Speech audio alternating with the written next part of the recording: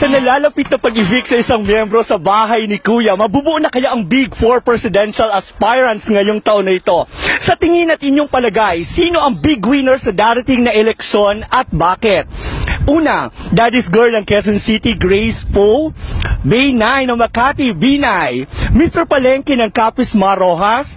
Daldal Sweetheart ng Iloilo, Miriam Santiago. O si Boy Astig ng Davao, Duterte. Binibigay na po ni Big Brother ang desisyon sa taong bayan kung sino talaga ang karapat dapat na maging pangulo at mamuno sa bansa. Maging matalino dahil dyan nakasalalay ang kinabukasan nating mga Pilipino.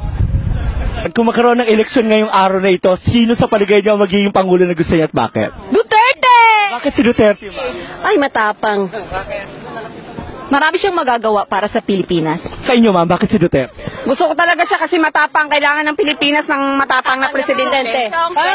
Yes! Para magkaroon ng peace. Mawala lahat ng criminals. Duterte kami. Rudy, if possible. Bakit si Rudy Duterte, sir? Siyempre, siya ang magbabago ng ating bayan. Maraming salamat, sir. Picture lang. Sir. Duterte. Bakit si Duterte, sir? Ito, Bakit si Duterte, sir? hindi kasi dyan, kailangan natin ng isang leader na magiging ehemplo ba? Katulad ng sinasabi nila na masama siya. Pero sa una lang, example lang ba? Karoon ng eleksyon ngayong araw na ito, sino ang gusto niyo iboto at bakit? Si Duterte? Bakit si Duterte, ma'am? Para peace ng Philippines.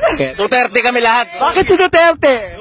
Kailangan natin ng kamay na bakal ng bansa natin. Maraming salamat. Ingat kayo pag-uwi. Among presidential ball, sino ang gusto niyong manalong pangulo at bakit? Sino ang iboboto niyo at bakit? Duterte tayo, Duterte! Bakit si Duterte, sir?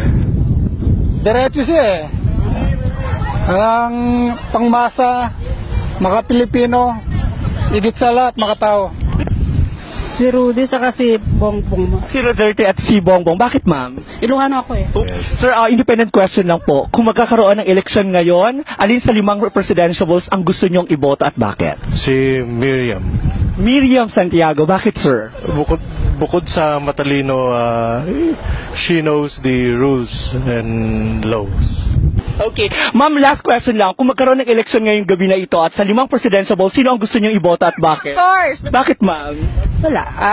I just like him. Wala kasing Sir, last question, independent question lang. Pag nagkaroon ng eleksyon ngayong araw na ito, sino sa 5 presidential balls ang inyong iboboto at bakit? Yun ang pinakaantay ko na tanong eh. Kasi ang isasagot ko dyan ay walang iba kundi si Duterte. Wow! Mukha talaga si Duterte ngayon ang hahato ngayon. Bakit, Sir Duterte, ang gusto niyo iboto? Siyempre kailangan natin ng kamay na bakal sa Pilipinas. Kasi hindi dapat na ganun-ganun lang ang mga nangyayari tulad sa nangyayari ngayon sa Pilipinas.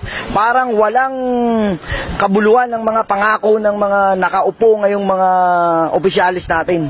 Maraming salamat, sir, sa iyong opinion. Sir, kamusta? Nag-enjoy po ba kayo sa ating event ngayon? Tumagal ako ng Tinapos niyo po talaga. mula umpisa hanggang huli. Yung sa akin, Puso niyo, sir. Yes, sir. personal na lang, pero dapat bumoto kayong lahat. I-claim nyo lahat yung yung rights nyo para bumoto. Sir, isang ano lang, kailangan pumili tayo. Grace Poe, Binay, Marojas, Miriam Duterte. Sino sa 5, sir? Isa lang. Push ko na si Duterte. Okay, bakit si Duterte, sir, sa palagay mo? Sawa na tayo sa ibang dapat medyo kailangan natin ng konting suporta na talagang tutulong sa atin na Maraming salamat, sir, sa opinion nyo. Thank you, sir, at enjoy po. Salamat po. Sa ngayon, Opo, sir. Duterte. Duterte, bakit, sir? Para mabago naman, maiba naman yung takbo.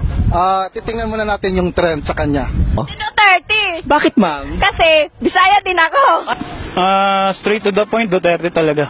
Duterte. Kasi Bakit? yung tapang, disiplina. Yung tapang niya sa pag nagsabi siya ng gusto niya, ibig sabihin para sa nakakarami. Tsaka pagbabago. Anti-corruption, yun lang. Okay. Isa pa, yung krimen, kailangan niya talagang tapusin yun. So after that, wala nang problema ang Pilipinas. Maraming So, we will go Rudy Duterte.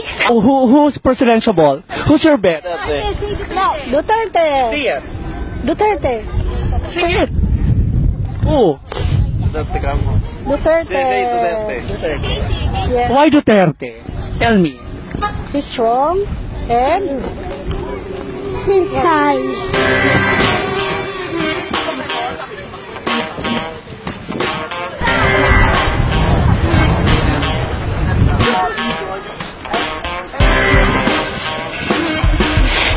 inayahan po namin kayong lahat mga kabayan at OFW to please like and follow us at Facebook, Pro Entertainment, and my account Lily, and we would like to invite all of you guys to watch, enjoy, and have fun for the latest videos and happenings here in the Kingdom of For All of Us Kabayan.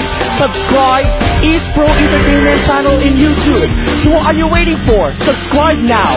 See ya!